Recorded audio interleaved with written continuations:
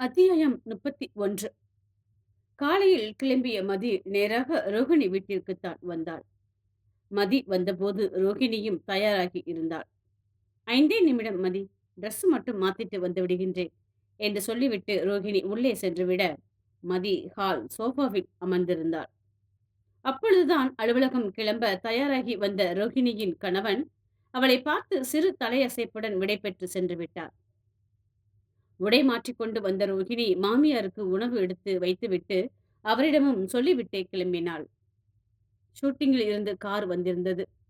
இருவரும் ஏறி அமர்ந்ததும் தான் ரோகிணி நிம்மதியாக மூச்சை விட்டு கொண்டாள்.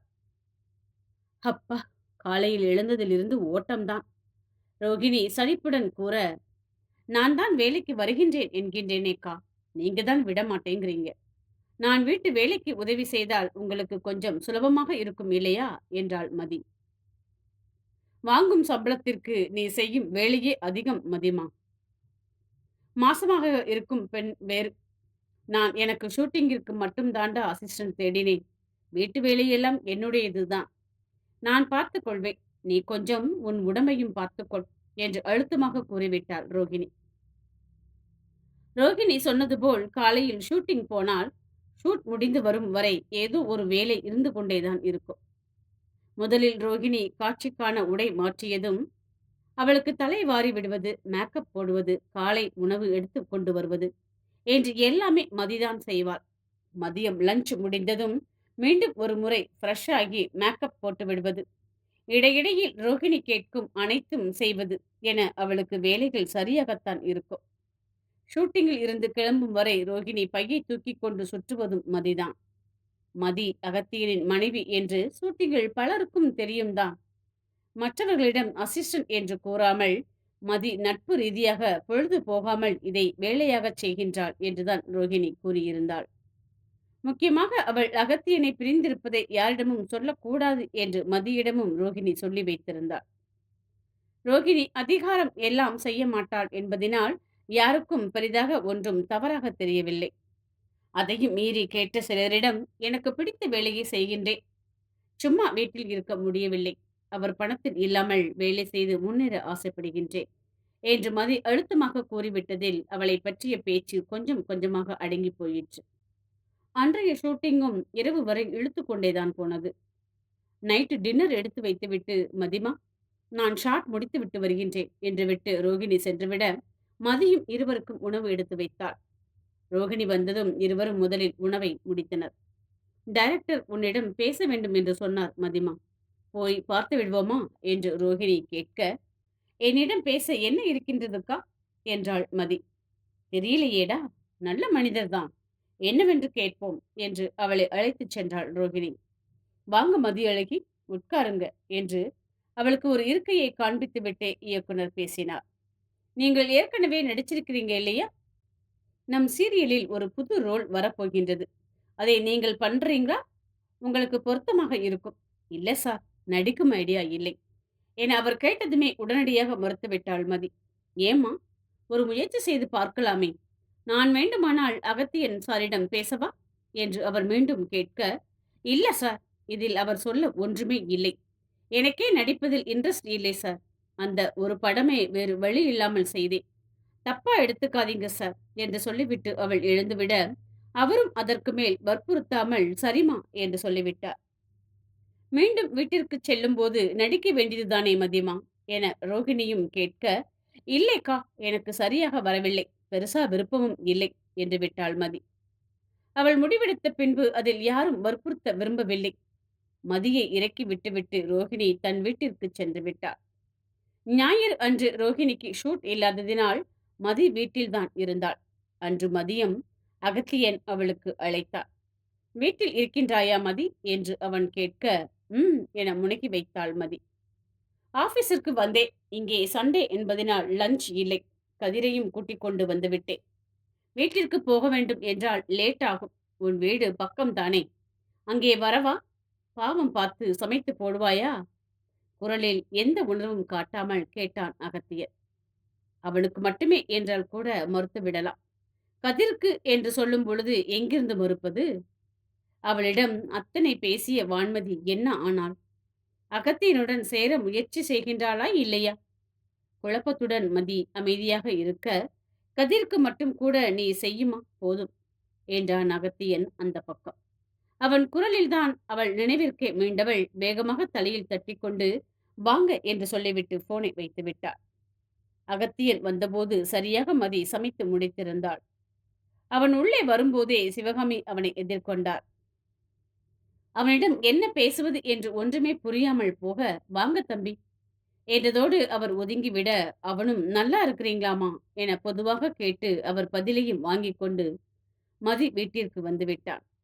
அவன் வந்ததுமே மதி கதிரை தூக்கிக் கொள்ள, அகத்தியனும் அவளையே பார்த்து கொண்டு அமைதியாக அமர்ந்து விட்டான். கதிரை தூக்கிக் கொண்டே சமையல் அறைக்குச் சென்ற மதி முதலில் கணவனுக்கு ஒரு தட்டில் சாப்பாட்டை போட்டு எடுத்து வந்தாள். அவள் கொடுத்ததை வாங்கிக் கொண்டவன், எனக்கு போட மாட்டாய் என்று நினைத்தேன். உன் முதல் பொண்டாட்டியிடம் சமைத்து போடச் சொல்லு என்று சொல்லவில்லையா நீ? சிறிது நேரம் முன்பு அவள் நினைத்ததை அவன் சரியாக கேட்டதில் அவள் திரு திருவென்று விழித்தாள். ம் சோ அதையும் நீ நினைத்திருக்கின்றாய், அப்படித்தானே? போனால் போகின்றது என்று போடுகின்றாய் சாப்பாடு. தேங்க்ஸ்மா என்று சொல்லிவிட்டு அவன் பாட்டிற்கு சாப்பிட ஆரம்பிக்க, வர வர இவர் பேசுவதே புரியவில்லை என்று தனக்குள்ளேயே புலம்பிக் கொண்டு மகனுக்கு உணவை பிசைந்து ஊட்டினாள் மதி. தான் உண்டு முடித்ததும் மகனுக்கான தட்டை கையில் வாங்கிக் கொண்ட அகத்தியன், நீயும் சாப்பிட்டு விடு என்று கூற, அவளும் மறுக்காமல் அமர்ந்து உணவை சாப்பிட்டு முடித்தாள். அதற்குள் அகத்தியன் கதிருக்கு ஊட்டி முடித்திருந்தான். கதிர் சாப்பிட்டதும் தூங்குவதற்காக மதி மடியில் வந்து படுத்துவிட, அவளும் குழந்தையை இறக்கிவிட முடியாமல் அவனை தூங்க வைத்தாள். அவன் நன்றாக உறங்கியதும் அவனை எடுத்துச் சென்று அறையில் இருந்த கட்டிலில் விட்டுவிட்டு வந்தாள் மதி. நல்லா தூங்கிட்டான் என்று அவள் மெதுவாக கூற, தெரிகின்றது, எனக்கும் தூக்கம் வருதே என அகத்தியன் சோம்பல் முறிக்க, அவள் சங்கடத்துடன் அவனை பார்த்தாள். என்னம்மா, சாப்பாடெல்லாம் போட்டாய்? தூங்க கொஞ்சம் இடம் தரக்கூடாதா? இப்படி ஒரு ஓரமாக படுத்துக்கிறேனேம்மா. வெளிக்காட்டாத சிரிப்புடன் அவளை பார்த்து கொண்டே அவன் கேட்க, அவன் கண்கள் சிரித்தது அவளுக்கு நன்றாகவே தெரிந்தது. உள்ளே போய் கதிருடன் படுத்துக்கோங்க என்றாள் மதி. நீ என்றான். அவன் கேள்வியாக அதை கேட்டு நிறுத்த, அவன், நான் படுக்கவில்லை, துணி துவைக்கணும், கொஞ்சம் வேலை இருக்குது என்றாள் அவள். துவைத்து விட்டால் போகின்றது. சரி வா, நானும் உனக்கு ஹெல்ப் பண்ணுகின்றேன். சட்டையை மடக்கி விட்டுக்கொண்டே அவன் எழுந்து கொள்ள, உங்களுக்குத்தான் தூக்கம் வருதில்ல, போய் படுங்க, சும்மா வம்பு செய்து கொண்டு என்று கடுப்புடன் முனகிவிட்டாள் மதி. தூக்கம் போயே போச்சு மதிமா, இப்பொழுது நாம் துவைக்கப் போகின்றோம். எனக்கு சாப்பாடு போட்டாய்தானே? என்னிடம் காசில்லை, சோ மாவாட்டுவதற்கு பதில் துணி அலசுகின்றேன். பின்னால் தானே கல்லு இருக்குது என்று கேட்டுக்கொண்டே அவன் சென்றுவிட, இவனை என்னதான் செய்வது என்று அவளுக்கு ஆற்றாமையாக வந்தது. வேண்டுமென்றே வம்பெழுக்கின்றான் என்று அவளுக்கு புரிந்து போனதுதான். இருந்தாலுமே கதிருடன் வந்திருந்ததினால் அவளால் ஒன்றும் சொல்ல முடியவில்லை. அவள் கோபம் எல்லாம் வான்மதி மேல்தான் திரும்பியது. பின்னால் இருந்து தண்ணீர் சத்தம் வேறு கேட்க, தற்காலிகமாக தன் நினைவுகளை ஒத்தி வைத்துவிட்டு பின்னால் வேகமாகச் சென்றாள் மதி. அங்கு கணவன் நின்றிருந்த கோலத்தை பார்த்து அவளுக்கு தலையே சுற்றி போய்விட்டது. முட்டி வரை பேண்டை மடித்துக்கொண்டு சட்டையையும் மடித்து விட்டுக்கொண்டு பக்கெட்டில் தண்ணீர் பிடித்து அதில் சோப் பவுடர் போட்டுக் கொண்டிருந்தார். இவர் வம்புக்கு அளவே இல்லாமல் போய்விட்டதே. எப்படி இருக்கும் மனிதர்? இது என்ன கன்றாவி கோலம் என்று மனதிற்குள்ளேயே அவனை அர்ஜித்துக் கொண்டவள் வேகமாக அவன் அருகில் வந்தாள். நகரங்க அகத்தியன், நான் பார்த்துக்கிறேன் என்று அவள் அவனை பிடித்து தள்ள முற்பட, அவள் துணிகளை ஊற வைத்துக் கொண்டிருந்தவன் கொஞ்சமும் நகரவில்லை. இரு இரு, முடிந்தது, இதெல்லாம் ஊரட்டம். நான் சின்ன துணிகளை துவைத்து தருகிறேன், நீ அலசு என்று சொல்லிவிட்டு அவன் பாட்டிற்கு துணிகளை எடுக்க, ஐயோ கொடுங்களேன், நான் பார்த்துக்கிறேன் ப்ளீஸ் என்று கெஞ்சவே தொடங்கிவிட்டாள் மதி. நான் செய்தால் உனக்கு என்னவா? அவளை பார்க்காமல் வேலையை பார்த்து கொண்டே அவன் கேட்க, எனக்கு சங்கடமாக இருக்குது அகத்தியன் என்றாள் மதி கோபமாக. என் பொண்டாட்டி ட்ரெஸ்ஸை துவைப்பதில் எனக்கு ஒரு சங்கடமும் இல்லை. ஒழுங்கா சொன்னதைச் செய் என்றவன் அதற்கு மேல் அவள் பேச்சுக்குள் எதையும் கவனிக்கவே இல்லை. அவளும் எவ்வளவோ கெஞ்சி பார்த்தாள். எங்கே? அவன் காதில் வாங்கினாள் அல்லவா பதில் சொல்ல. அவன் பாட்டிற்கு வேலையைத்தான் கவனித்துக் கொண்டிருந்தாள். ஒரு கட்டத்திற்கு மேல் கத்த முடியாமல் அமைதியாக மதிதான் துணிகளை அலசினாள். துவைத்து முடித்து அங்கேயே இருந்த கொடியில் அனைத்தும் காய போட்டுவிட்டு இருவரும் உள்ளே வந்தனர். வேறு ஏதாவது வேலை இருக்குதா என்று அகத்தியன் வீட்டைச் சுற்றி பார்த்து கொண்டே கேட்க, ஒண்ணுமே இல்லை என்றாள் மதி அவசரமாக. அதில் சிரித்து விட்டவன், அப்போ சரி, இங்கே வா என்று அவளை இழுத்து பிடித்து கீழே அமர வைத்தான். அவள் வேறு வழி இல்லாமல் அவன் இழுப்பிற்கு வந்து அமர்ந்தாள். அவள் அமர்ந்ததும் அவள் மடியில் படுத்துக் கொண்டவன், கதிரை தூங்க வைத்தாய் தானே நீ, என்னையும் தூங்க வை என்று சொல்லிவிட்டு கண்களை மூடிக்கொள்ள, எழுந்திருங்க அகத்தியன் என்று கத்திக்கொண்டே எழுந்து கொள்ள முயன்றாள் மதி. அவனை மீறி அவளால் ஒரு இன்ச்சு கூட நகர முடியவில்லை. நிஜமாகவே தூக்கம் வருது மதி, ப்ளீஸ் என்று முனகியவன் உண்மையாகவே தூங்கத் தொடங்க, எப்போதும் போல் அவள்தான் அடங்கிப் போனாள். படுத்த சில நொடிகளில் அவன் தூங்கியும் விட, அவனை தள்ளிவிட மனம் வராமல் அமைதியாக அமர்ந்திருந்தாள் மதி. தூங்கும் கணவனை அவள் கண்கள் வஞ்சனை இல்லாமல் ரசித்தது. அவனை தாரை வார்த்துக் கொடுக்க தயாராக நிற்கின்றாள் தான். அவன் மேல் கோபமும் இருக்கின்றது தான். ஆனால் அவனை வெறுக்க மனம் வரவில்லை. என்றுமே அது அவளால் முடியவும் செய்யாது. அவன் கோபங்கள் எல்லாம் கூட பாதிக்கப்பட்ட மனதின் வெளிப்பாடுதான். சரியாக போகும் என அவள் எப்பொழுதுமே ஒதுக்கி தள்ளி இருக்கின்றாள் தான். கடைசியாக அவன் சந்தேகப்பட்ட பொழுதுதான் முழுதாக அவள் நொடிந்து போனது. இனி அவன் தன்னை விரும்ப வாய்ப்பே இல்லை என்று நினைத்துதான் அவனை விட்டு விட்டு வந்தாள். அவனோ அவள் பின்னாலேயே வந்து அவளை குழப்புகின்றான் மீண்டும். அவள் எதைத்தான் நம்புவது? இப்போதைக்கு தன் குழப்பங்களை எல்லாம் ஓரம் கட்டியவள் கணவன் விழிக்கும் வரை அவனை ரசித்துக் கொண்டே அமர்ந்து விட்டாள். அத்தியாயம் 32. அகத்தியன் வந்து சென்ற மறுநாள் சிவகாமி மதியிடம் வந்து பேசினார். அவர் வந்ததுமே வாங்கம்மா என்று மதி எழுந்து நிற்க, உட்கார் மதிமா, குழம்பு வைத்தே, உனக்கும் கொஞ்சம் கொடுக்கலாம் என்று கொண்டு வந்தேன் என்றவர் தன் கையில் இருந்த பாத்திரத்தை மதியிடம் கொடுத்தார். நான் ஒன்று கேட்கலாமா மதி, தப்பா எடுத்துக்கொள்ள மாட்டாயே என்று அவர் மெதுவாக கேட்க, அவர் என்ன கேட்கப் போகின்றார் என்று ஏற்கனவே யூகித்திருந்தாலும் மதியால் மறுக்க முடியவில்லை. சொல்லுங்கம்மா, உன் கணவருக்கும் உனக்கும் என்ன பிரச்சனைமா? பிரச்சனை எதுவாக இருந்தாலும் குழந்தை பாவம் இல்லையா? உன்னை விட்டு இறங்கவே மாட்டேன் என்கின்றானே, அவனை தவிக்க விடணுமா என்ன? கூடாதுதான்மா, ஆனால் அவனை பெற்ற அன்னை நான் இல்லையே என்று மதி வெறுமையாக கூற, என்னம்மா சொல்ற என்று அதிர்ந்து போய்விட்டார் சிவகாமி. ஆமா அம்மா, நான் அவருக்கு இரண்டாவது மனைவிதான். அதுவும் குழந்தையை பார்த்து கொள்ள மட்டுமே நடந்த திருமணம் அது. இப்பொழுது கதிர் அம்மா அவன் வேணும் என்று கேட்கிறாங்க. நான் தரமாட்டேன் என்று சொல்ல முடியுமாமா? மென்குரலில் மதி கேட்டதற்கு சிவகாமியால் உடனடியாக பதில் கூற முடியவில்லை. சில நொடிகள் அமைதியாக இருந்தவர், அப்புறம் தம்பி ஏன் இங்கே வருகின்றார்மா? அங்கேயாவது இருக்க வேண்டும் இல்லையா? குழப்பத்துடன் சிவகாமி கேட்க, அவருக்கு என்னை விடுகின்றோமோ என்ற குற்ற உணர்ச்சிதான்மா அது. அவர்களுடன் வாழ ஆரம்பித்து விட்டால் இது சரியாக போகும், சீக்கிரமே சரியாக போகும் என்று நம்புகின்றான்மா. அப்போ உன் வாழ்க்கை? எனக்கு என் குழந்தை இருக்குதுமா, இதுக்காக வாழ்ந்துவிட்டு போக வேண்டியதுதான். சுலபமாக முடித்தாலுமே ஒரு பெண்ணாக அவள் குரலில் இருந்த வழி சிவகாமிக்கு புரிந்து போனது. உன் கணவரை பார்த்தால் மோசமானவராக தெரியவில்லையே. ஆனால் நீ கர்ப்பமாக இருக்கும் போது மீண்டும் முதல் மனைவியிடம் சேர்வது என்றால் என இழுத்து நிறுத்திவிட்டார் சிவகாமி. அவள் அந்தரங்கத்தை கேட்க அவருக்கு சங்கடமாகத்தான் இருந்தது. மதியும் சொல்ல விரும்பவில்லை. என் விருப்பம் இல்லாமல் எதுவுமே நடக்கவில்லையம்மா. இப்பொழுது கூட நானே தான் வந்திருக்கின்றேன். அவர் என்னை போகச் சொல்லவில்லை. அவர் நல்லவர்தாம்மா. என் கணவனை விட்டுக் கொடுக்காமல் பேசினாள் மதி. என்னவோ போ, நல்லா இருந்தால் சரிதான். உனக்கு நானும் அங்களும் இருக்கின்றோம். தனியாக இருக்கின்றோம் என்று எதுவுமே நீ பயப்படாதே, சரியா என்று அவர் அவள் தலை கோதி மென்மையாக கூற, தேங்க்ஸ்மா என்றாள் மதி. அகத்தியன் கொஞ்சம் கொஞ்சமாக விலகி விடுவான் என்றுதான் மதி நினைத்தாள். ஆனால் அவனோ அவளுக்கு அடுத்த அதிர்ச்சி கொடுத்தான். மேலும் சில நாட்கள் எந்த பிரச்சனையும் இல்லாமல் அமைதியாக கழிந்தது. அகத்தியன் தினமும் இரவு போன் செய்து அவளை பாட மட்டும் சொல்லுவான்.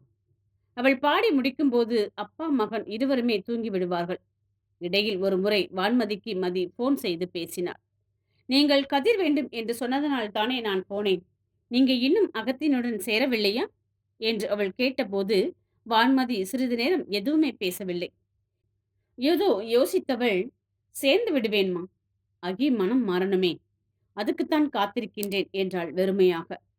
அவள் எதிரில் இல்லாததினால் மதியால் அவள் முகத்தை பார்க்க முடியாமல் போனது அவளது துரதிருஷ்டமே. அகத்தியன் மனம் மாறுவது கொஞ்சம் கஷ்டம்தான் என்பதினால் வான்மதி சொல்வதை அவள் ஏற்றுக்கொள்ள வேண்டியதான் இருந்தது. "சீக்கிரம் மாற்றப் பாருங்கம்மா" என்று சொல்லிவிட்டு அவள் ஃபோனை வைத்துவிட, "உனக்கு ஏன் இந்த தேவையில்லாத வேலை?" என்று அவள் மனசாட்சியே அவளை காறித் துப்பியது. அவருக்கு ஒரு நல்ல வாழ்க்கை வேண்டும். அது வான்மதி மூலமே அமையட்டுமே என மனதை சமாதானம் செய்து வைத்தாள் மதி. அன்று ஷூட் இல்லாததினால் காலையில் சற்றே தாமதமாக எழுந்து வாசல் தெளிக்க வந்த மதி, எதிர் வீட்டில் நின்றிருந்தவனை பார்த்து அதிர்ந்து போய் நின்று விட்டாள். ஆம், அகத்தியன்தான் அவளுக்கு எதிர் வீட்டு வாசலில் நின்றிருந்தான். அதுவும் கையில் கதிருடன். வீட்டு கேட்டின் உள்பக்கம் நின்றிருந்தவனை பார்த்து அவளுக்கு ஒன்றுமே புரியவில்லை. மதியை பார்த்ததுமே குட் மார்னிங் என்று கூறி அவன் கண்ணடிக்க, அவள்தான் திகைத்து விழித்துக் கொண்டு நின்று விட்டாள். கதிர் வேறு மதியை பார்த்ததும் அம்மா அம்மா என்று அவளிடம் செல்ல அடம்பிடிக்க, போகலாம் கண்ணா, கொஞ்ச நேரத்தில் போவோம், முதலில் வீட்டில் இருக்கும் வேலையை பார்க்கலாம் வா என்று மகனை தூக்கிக் கொண்டு உள்ளே சென்று விட்டான் அகத்தியன். மதிக்குத்தான் எதுவுமே புரியவில்லை. அவளுக்கு எதிர் வீட்டில் இவன் என்ன செய்கின்றான்? குழந்தையை வேறு தூக்கி வந்திருக்கின்றானே, வேறு யாரும் உடன் இருப்பது போலவும் தெரியவில்லையே. பார்த்தால் இங்கேயே குடி வந்து விட்டது போன்று இருக்கின்றதே. என்னதான் செய்கின்றார் இவர் என்று எதுவும் புரியாமல் குழம்பி தவித்தவள் வெகுநேரம் அங்கு நின்று விட்டாள். ஒருவாறு சுள்ளென எரித்த வெயிலில்தான் சுயநினைவு வந்து வேகமாக கோலத்தை போட்டு முடித்தாள். மீண்டும் அவள் எதிர் வீட்டில் பார்த்த பொழுது அவள் கணவன் வெளியில் வரவே இல்லை. அவளும் ஒரு பெருமூச்சுடன் உள்ளே வந்து விட்டாள். சிறிது நேரத்தில் மதிமா என்ற சிவகாமியின் குரலில் அவள் சிவகாமி வீட்டிற்கு வர, தான் போட்டிருந்த வடையை அவளிடம் கொடுத்தார் சிவகாமி. எக்ஸ்கியூஸ் மீ என்ற குரலில் சிவகாமி, மதி இருவரும் வாசலில் பார்க்க அங்கு அகத்தியன் தான் நின்றிருந்தான். கையில் ஒரு ட்ரேயுடன் நின்றிருந்தவன் மதியை பார்த்துவிட்டு சிவகாமி புறம் திரும்பி விட்டான். நான் எதிர் வீட்டுல குடி வந்திருக்கிறேன்மா, பால் காய்ச்சினேன், எடுத்துக்கோங்க.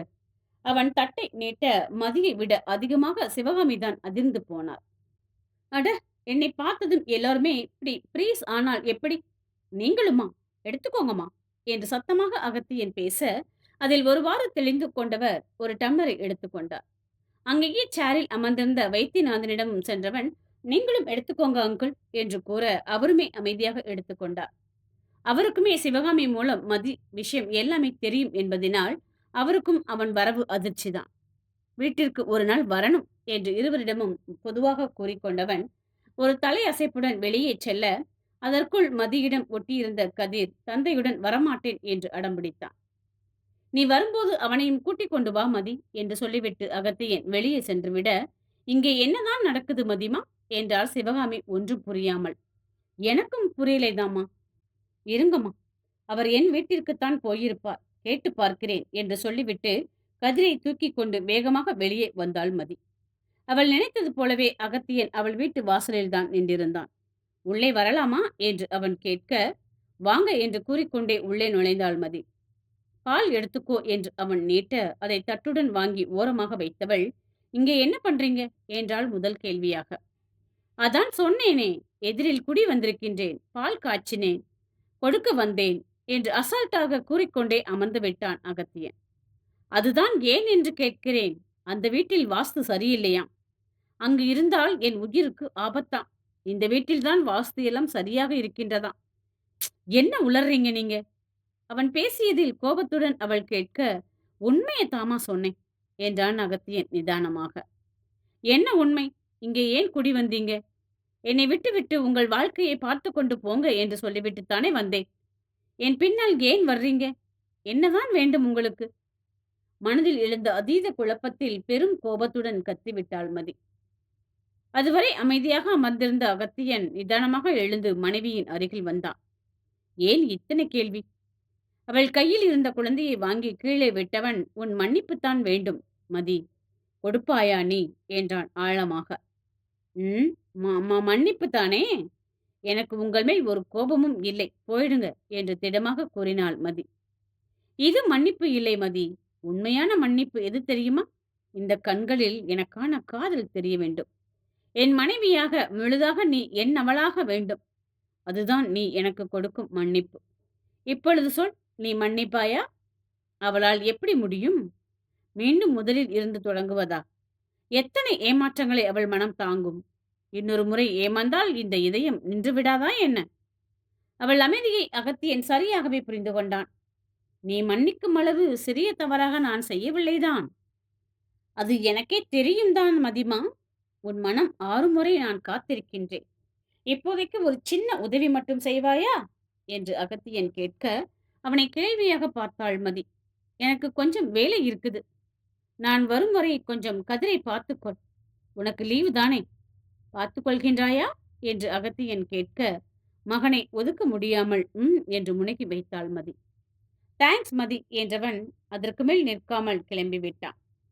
அவன் கிளம்பிச் சென்றதும் கதிருடன் அமர்ந்து விளையாண்டவள் மனம் முழுவதும் பெரும் குழப்பமே நிறைந்திருந்தது. இது எங்கு போய் முடியப் போகின்றது என்று புரியாத குழப்பம் அது. உடனடியாக எந்த முடிவிற்கும் வர முடியாமல் மதிதான் தவித்து போனாள். வெளியே போன அகத்தியன் மீண்டும் வந்து சேர 7 மணி ஆனது. நேராக மதி வீட்டிற்குத்தான் அவன் வந்தான். வரும்போதே கையில் சிறு கவருடன் வந்திருந்தான். இரவுக்கு அவனுக்கு மட்டும் பிரெட் வாங்கி வந்திருந்தான். குழந்தைக்கு அவள் ஏதேனும் கொடுத்து விடுவாள் என்று அவனுக்கு தெரியும். கவரை ஓரமாக வைத்தவன் ஒரு பக்கம் தரையில் அமைதியாக அமர்ந்துவிட, மதியும் உடனடியாக அவனிடம் எதுவும் பேசாமல் அவனுக்கு காஃபி கலந்து கொடுத்தாள்.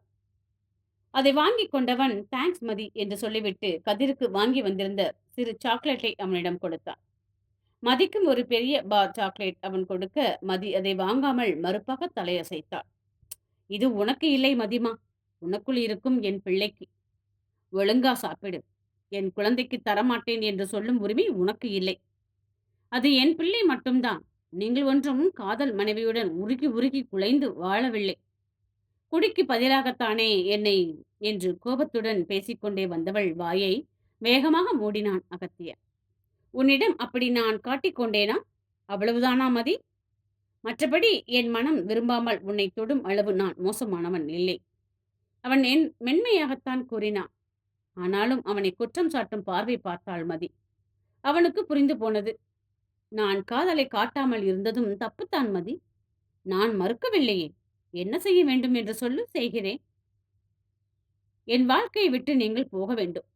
பட்டண மதி கூறியதில் அகத்தியனின் முகம் இறுகி போயிற்று. அது மட்டும் நடக்காது மதி. 2 குழந்தைகளையும் நீ தனியாக பார்த்துக் கொள்வாய் என்றால் சொல். இருக்கும் சொத்துக்களை உன் பெயரில் எழுதி வைத்துவிட்டு செத்து வேண்டுமானால் போகின்றேன். உனக்கு அதுதான் நிம்மதி என்றால் அதை செய்யவும் நான் தயங்க மாட்டேன் மதி. அவளை அழுத்தமாக பார்த்து கூறியவன், கதிருக்கு டின்னர் கொடுத்து அவனை தூங்க வை. அவன் தூங்கியதும் வந்து தூக்கி போகின்றேன் என்று சொல்லிவிட்டு அதற்கு மேல் அங்கு அமர்ந்திருக்காமல் எழுந்து சென்று விட்டான். ஏற்கனவே செய்த பாவங்களை எப்படி தீர்ப்பது என்று தெரியாமல் விழித்துக் கொண்டிருப்பவனிடம் அவள் மேலும் மேலும் குத்தி பேசியது அவன் மனதின் காயங்களை கிரித்தான் விட்டது. தீயில் நிற்பவன் மேல் மேலும் மேலும் எண்ணெயை கொட்டும் நிலைதான் அவனுடையது. எண்ணெய் தண்ணீராவது அவனவன் கைகளில் தான் இருக்கின்றது. என்றேனும் தண்ணீராக மாற்றுவாளா, இல்லை அவன் மொத்தமாக எரிந்து போக வழிவகுப்பாளோ? விடையை மனைவியின் கையிலேயே அகத்தியன் கொடுத்து விட்டான். அத்தியாயம் 33. மதி ஷூட்டிங் சென்றிருந்த ஒரு நாள் அகத்தியன் ஃப்ரீயாக இருந்தான். காலையிலேயே கிளம்பி வீட்டிற்கு வந்து விட்டான். சரண்யாவிற்கும் கடைசி தேர்வுகள் நடந்து கொண்டிருந்ததினால் அன்று ஸ்டடி ஹாலிடே என்று அவளும் வீட்டில்தான் இருந்தாள். கதிரை தூக்கி கொண்டவள், அண்ணி எப்படி இருக்கிறாங்க அண்ணா என்று கேட்க, நல்லா இருக்கிறாள்டா என்று கூறிக்கொண்டே அமர்ந்தான் அகத்தியன். அவன் சத்தத்தில் அறையில் இருந்த கனகராஜும் எழுந்து வந்தார். அவரும் மதி நலனைத்தான் முதலில் விசாரித்துக் கொண்டார். கொஞ்சமாவது மதி மனம் மாறினாளா அகத்தியா? அவளை இங்கேயே கூட்டி வர முடியாதா? கவலையுடன் கனகராஜ் கேட்க, இல்லப்பா, அவசரப்பட முடியாது. வான்மதி அவளை நன்றாகவே குழப்பி விட்டிருக்கின்றாள். அவள் பேசியது என் சந்தேகம் எல்லாம் சேர்ந்து மதியை ரொம்பவுமே பாதித்து விட்டது. கொஞ்சம் கொஞ்சமாக சரி பண்ணுவோம் என்றான் அகத்தியன். அந்த வான்மதிக்கு நாம என்ன பாவம் செய்தோம் அகத்தியா? அவளாக இங்கு இருந்தவரை நன்றாகத்தானே பார்த்து கொண்டோம் அவளை. அவளே போய்விட்டு ஏண்டா உன் வாழ்க்கையை கெடுக்கின்றாள் அவள்? எல்லாம் என் முட்டாள்தனம்தான் டேட். பாம்பு என்று தெரியாமல் பால் வார்த்தாயிற்று. அது கொத்தி விட்டு போய்விட்டது. பாவம், பெண்ணாக போய்விட்டாளே என்று உயிருடன் விட்டிருக்கின்றேன். இப்படியே ஒதுங்கி போனால் பிழைக்கலாம். இல்லையென்றால் அவளை கொல்லவும் நான் தயங்க மாட்டேன் டேட். கண்கள் எல்லாம் சிவக்க கோபத்துடன் கூறியவனை பார்த்து அவருக்கு சற்றே பயமாகத்தான் இருந்தது. விடு அகத்தியா, இனிமேல் உன்னிடம் வரமாட்டாள் அவள். நீ மதியை மட்டும் பார் என அவனை அமைதிப்படுத்தினார் கனகராஜ். அன்று மாலை வரை அகத்தியன் வீட்டில்தான் இருந்தான். அவன் வேலைகளை லேப்டாப்பில் பார்த்துக் கொள்ள சரண்யா கதிரை பார்த்துக் கொண்டாள். கிளம்பும் முன்பு அகத்தியனிடம் வந்தாள் சரண்யா. அண்ணா கொஞ்சம் பேசணுமே என்று அவள் மெதுவாக கூற, சொல்லுமா என்றான் அகத்தியன். நீ இன்னமும் வில்லியம் மேல் கோபமாக இருக்கின்றாயா அண்ணா? இல்லாமல் இருக்குமா சரண்யாமா என்று பட்டன அவன் கேட்டதற்கு அவள் எதுவுமே சொல்லவில்லை. அவன் தப்பிற்கு பாதி பொறுப்பு நான் என்னும் ஒரே காரணத்தினால்தான் அவனை நான் சும்மா விட்டேன் சரண்யா. இனியும் அவன் நட்பை தொடர்வது எந்த வகையிலும் சரியாக வராதுடா என்று நான் மதியை இழந்து நிற்பதற்கு அவனும் ஒரு காரணம் தானே. அதை எப்படி என்னால் மறக்க முடியும்? நிதானமாக அகத்தியன் கூற சரண்யா உடனடியாக எதுவும் பதில் சொல்லவில்லை. அவளுக்கு ஒன்று மட்டும் புரிந்து போனது. அவள் விஷயம் பேச வேண்டுமென்றால் முதலில் அகத்தியனின் வாழ்க்கை சீராக வேண்டும். அதற்கு பின்பு பேசிக்கொள்ளலாம் என்று நினைத்துக் கொண்டு விட்டுவிட்டாள். வீட்டில் இருந்து கிளம்பிய அகத்தியன் நேராக மதி வீட்டு பக்கத்தில் இருக்கும் கோவிலுக்குத்தான் வந்தார். மதி வீட்டில் இருந்ததால் ஏதோ காரணம் வைத்து கதிரையாவது அங்கு விடுவான். இல்லை அப்பாவும் மகனும் தங்கள் ஆபீஸ் சென்று விடுவார்கள். இன்று இரண்டுமே இல்லாமல் வீட்டில் போய் அமர்வதற்கு கோவிலுக்கு போகலாமே என்றுதான் அங்கு வந்து விட்டார். கோவிலில் கடவுளை தரிசித்துவிட்டு அவன் கதிருடன் அமர்ந்திருந்த பொழுது அவனை நோக்கி வந்தார் வைத்தியநாதர். என்னப்பா நீ கோவிலுக்கெல்லாம் வருவாயா என்று கேட்டுக்கொண்டே அவரும் அவன் அருகில் வந்தார். மதி வீட்டில் இல்லை அங்குள். தனியாக வீட்டிற்கு போனால் இவன் படுத்து எடுத்து விடுவான். அதான் இங்கேயே கூட்டிவிட்டு வந்து விட்டேன் என்றான் அகத்தியனும் லேசாக புன்னகைத்து அவரை பார்த்து கொண்டு. உங்களை பற்றி ஓரளவு எனக்கு தெரியும் தம்பி. நீங்கள் உங்கள் முதல் மனைவியுடன் சேரப் போறீங்க என்று மதி சொல்லிக் கொண்டிருக்கின்றார். நீங்கள் என்னடாவென்றால் மதியுடனேயே இருக்கிறீங்க. அவளை ஏற்றுக்கொள்ளும் எண்ணம் இல்லாவிட்டால் இப்படி பண்ணாதீங்க தம்பி. பாவம், பெண் பாவம் பொல்லாதது. சற்றே அழுத்தமாக வைத்தியநாதன் கூறியதில் அகத்தியன் கசப்பாக புன்னகைத்துக் கொண்டான். அவள் வேண்டாம் என்றால் அவள் பின்னால் சுற்றுவேனா அங்குள்? எனக்கு அவள் தான் வேண்டும். கட்டாயம் வேண்டும். இப்போது அவனிடம் இருந்தும் அழுத்தமாகவே பதில் வந்தது. அப்புறம் மதி ஏன் அப்படி சொல்கின்றாள் தம்பி? அவள் அப்படித்தான் நினைத்துக் கொண்டிருக்கின்றாள் அங்குள். அதை மாற்றத்தான் முயற்சித்துக் கொண்டிருக்கின்றேன். அவள் என்னுடன் இருந்தபோது நான் அவளுக்கு ஒரு மரியாதையும் தரவில்லை அங்குள். என் முதல் மனைவி போனது போல் இவளும் என்னை அவமானப்படுத்தி சென்று விடுவாளோ என்ற முட்டாள்தனமான பயம்தான் இன்று அவள் என்னை நம்ப மாட்டேன் என்கின்றாள். நியாயம்தானே. நான் கூப்பிட்டவுடன் அவள் என்னுடன் வந்துவிட வேண்டும் என்று நானும் எதிர்பார்க்கவில்லை அங்குள். அவள் மனம் மாறும் வரை நான் காத்திருக்கின்றேன், காத்திருப்பேன். அவள் கண்ணில் படுவது போலவே இருக்கின்றேன், அவ்வளவுதான். அவள் பாட்டிற்கு நான் அவளை கண்டுகொள்ளவில்லை என்று நினைத்துவிடக் கூடாது இல்லையா? அகத்தியன் பேசியதில் இருந்து வைத்தியநாதனுக்கு ஒன்று மட்டுமே தெளிவாக புரிந்தது.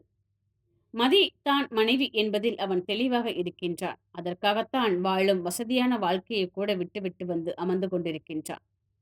தனியாக கதிரை பார்த்து கொள்ள முடிகின்றதா தம்பி உங்களுக்கு? அவன் கஷ்டம் உணர்ந்தேதான் அவர் கேட்டார். கஷ்டம்தான் அங்கிள். எங்கு போனாலும் என்னுடனேயே கூட்டிக் கொண்டு போய் விடுவேன். என்னை பற்றி ஒன்றும் இல்லை. இவனுக்குத்தான் நிறைய அலைச்சல். என்ன செய்வது அங்குள்? இந்த பாவிக்கு மகனாக பிறந்து விட்டானே. படுகின்றான் பாவம். மகன் தலையை மென்மையாக கோதிக்கொண்டே அகத்தியன் கூற, அதுவரை தரையில் ஏதோ விளையாண்டு கொண்டிருந்த குழந்தை தந்தை ஸ்பரிசத்தில் அவன் மேல் ஏறிக்கொண்டது. அவனும் குழந்தையை பாகாக தூக்கிக் கொண்டான். என் ஒரே நம்பிக்கை இவன்தான் அங்குள். எனக்காக இல்லாவிட்டாலும் இவனுக்காக மதி என்னை ஏற்றுக்கொள்வாள் என்று நம்புகின்றேன். மதிக்கு இவன் மேல் அன்பு அதிகம் அங்குள். இப்பொழுது அவள் வயிற்றிலும் ஒரு குழந்தை வளர்கின்றது. எல்லாத்தையும் விட்டுவிட்டு எப்படி போவேன்? ஒருவேளை குழந்தைகள் இல்லாமல் இருந்திருந்தால் என் உயிரை விட்டு கூட மதிக்கு நிரந்தர விடுதலையாக நான் விட்டு கொடுத்திருப்பேன் அங்குள். எனக்கு வாழும் தகுதி இருக்கின்றதா என்று தெரியவில்லை. ஆனால் என் உயிர்களுக்காக வாழும் தேவை இருக்கின்றது அங்குள். அகத்தியன் பேச பேசவே இவன் அன்பு ஏன் மதிக்கு புரியவில்லை என்று வைத்தியநாதனுக்கு ஆச்சரியமாகத்தான் இருந்தது. இத்தனை அன்பை மதிமேல் வைத்துக்கொண்டு எப்படி உங்களால் காட்டாமல் இருக்க முடிகின்றது தம்பி? எல்லா சூழலும் ஒரே போல் இருப்பதில்லையே அங்குள். ஒரு சூழ்நிலை என்னை மிருகமாக்கி வேடிக்கை பார்த்தது. இன்னொரு சூழ்நிலை என்னை குற்றவாளியாக நிறுத்தி வேடிக்கை பார்க்கின்றது. கொஞ்சம் நிதானம் இல்லாமல் இருந்து விட்டேன் அங்குள். அதற்கு படுவதுதானே சரி. இந்த முறை அவன் குரலில் இருந்த அழுத்தம் வைத்தியநாதனுக்கே ஆச்சரியமாகத்தான் இருந்தது. எத்தனை பேர் செய்த தவறுக்கு அனுபவிக்கின்றேன் என்று மனதார தண்டனையை ஏற்றுக்கொள்வார்கள்? இந்த வயதிலேயே தன் தவறுகளையும் புரிந்து கொண்டு பாதிக்கப்பட்டவள் மனதிற்கும் மரியாதை கொடுத்து அனைத்தையும் பொறுமையாக கையாளும் அகத்தியனை பார்த்து அவருக்கு ஆச்சரியமாக இருந்தது. நீங்கள் இனி வாழ்வில் தவறே செய்ய மாட்டீங்க தம்பி என்று வைத்தியநாதன் கூற, கண்டிப்பாக மாட்டேன் அங்குள் என்றான் அவனுமே லேசாக சிரித்துக்கொண்டு. அனுபவங்கள் தானே வலிக்க வலிக்க பாடம் கற்றுக் கொடுக்கும். அவனுக்கு நிறையவே கற்றுக் கொடுத்தது இத்தகைய பாடம். மதி சீக்கிரமே உங்களை புரிந்து கொள்வாள் தம்பி என்று வைத்தியநாதன் கூறிவிட, தேங்க்ஸ் அங்கிள் என்றான் அகத்தியன். இருவரும் கிளம்பி மெதுவாக நடந்தே வீட்டிற்கு வந்து சேர்ந்தனர். இருவரும் சேர்ந்து வருவதை பார்த்த சிவகாமி கணவன் வீட்டிற்குள் வந்ததுமே அவரை பிடித்துக் கொண்டார். அந்த பையனிடம் பேசினீங்களா என்ன என்று சிவகாமி கேட்க, ஆமா சிவகாமி என்றவர் அகத்தியன் பேசியதையும் அப்படியே கூறினார். என்ன சொன்னாலும் கஷ்டப்பட்டது மதிதானேங்க. ம். அதை அவனும் புரிந்து கொண்டான் சிவகாமி. இனி அவளை நன்றாகவே பார்த்துக் கொள்வான். மதி மனம் மாற நாள் ஆகலாம்ங்க. எல்லாம் சரியானால் சந்தோஷம்தான் சிவகாமி. சின்ன பிள்ளைங்க கண்ணு முன்னாடி கஷ்டப்படும் போது பார்க்க சகிக்கல. நல்லா இருக்கட்டும் என்று வைத்தியநாதன் முடிக்க, சிவகாமியும் அதையத்தான் வேண்டிக் கொண்டார். மதி இரவு வீட்டிற்குள் நுழைந்ததுமே அகத்தியன் அவளை தேடி வந்து விட்டார். கதிர் உன்னை தேடினான்மா என்று தெளிவாக அவன் சாக்கு சொன்ன பொழுது மதியால் அவனை முறைக்க மட்டும்தான் முடிந்தது. தான் கொண்டு வந்திருந்த பிளாஸ்கில் இருந்த பாலை ஒரு டம்ளரில் ஊற்றியவன், இதை குடி மதி என்று அவளிடம் நீட்ட, எனக்கு நானே போட்டுக்கொள்வேன். கதிரைத்தானே நான் தூங்க வைக்கணும். நான் தூங்க வைக்கிறேன், நீங்க போங்க என்றாள் மதி. இன்று எனக்கு உன் பாட்டு கேட்கணும் போல இருக்குது மதி. நான் இப்படி ஹாலில் படுத்துக்கிறேனே. நீ கதிரை பாடி தூங்கவை. அவன் தூங்கியதும் எப்போதும் போல் போய்விடுகிறேன். முதலில் பாலை குடிமா என்றவன் அவள் கையில் டம்ளரை திணித்துவிட, ஒரு கையில் கதிர் இருந்ததினால் அதிகம் கலாட்டா செய்யாமல் அவளுமே வாங்கிக் கொண்டாள். நீங்கள் குடிக்கலையா? குழந்தையை பார்த்தே கொஞ்சிக் கொண்டிருந்தவள் கேள்வி மட்டும்தான் அவனை கேட்டாள். அவனோ அவளை மட்டும்தான் பார்த்து கொண்டிருந்தான். உனக்கு கலந்து கொடுக்க அன்பான கணவன் இருக்கின்றான். எனக்கு பொண்டாட்டி இல்லையே. பாவம் போல் கூறியவன் உதடுகள் அடக்கப்பட்ட சிரிப்புடன் இருப்பதை அவளும் நொடியில் கண்டுகொண்டாள். இவரிடம் பேச்சே கொடுத்திருக்க கூடாதுப்பா என்று நினைத்து கொண்டவள் அமைதியாக பாலை குடித்துவிட்டு கதிரை தூக்கி கொண்டு அறைக்குள் சென்று விட்டாள்.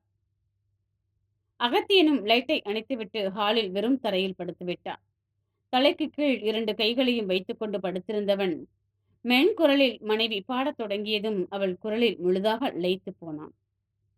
சிறிது நேரத்தில் அவள் குரல் நின்றதிலிருந்து கதிர் தூங்கிவிட்டான் என்பது புரிய எழுந்து அறைக்குள் வந்தான் அகத்தியன். அப்பொழுதுதான் மதியும் சரியாக குழந்தையிடம் இருந்து விலகி கட்டிலில் இருந்து இறங்கினாள். தனக்கு எதிரில் நிலவொளியில் அழகாக நின்ற மனைவியை பார்த்தவன் மெதுவாக அவளை நெருங்கினான். மென்மையாக அவள் முகத்தை கையில் ஏந்தி கொண்டவன் அவளை அசைய விடாமல் அவள் இதழ்களை அழுத்தமாக சிறை செய்தே விடுவித்தான். இனி உன்னை தவிர யாரிடமும் எனக்கு இந்த காதல் வராது மதிமா. புரிந்து கொள்டே என்று அவள் தலைக்கோதி மென்மையாக கூறியவன் கதிரை தூக்கி கொண்டு சென்று விட்டான். வழக்கம் போல் மதிதான் குழம்பி போய் அமர்ந்து விட்டாள்.